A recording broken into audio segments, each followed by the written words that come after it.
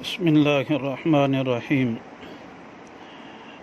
ان الحمد للہ والصلاة والسلام علی من لا نبی بعد اما بعد۔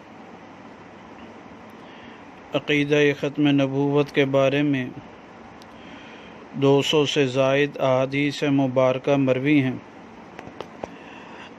آج 57 نمبر حدیث مبارکہ کو بیان کیا جا رہا ہے۔ یہ حدیث مبارکہ سنن الدارمی میں آتی ہے، جلد نمبر 1 صفحہ نمبر 40، رقم الحدیث 49، اور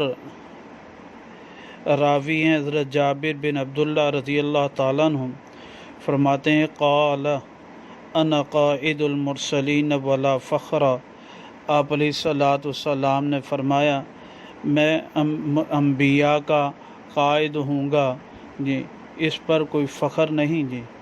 ولا خاتم النبیین ولا فخر، اور میں خاتم النبیین ہوں اور کوئی فخر نہیں۔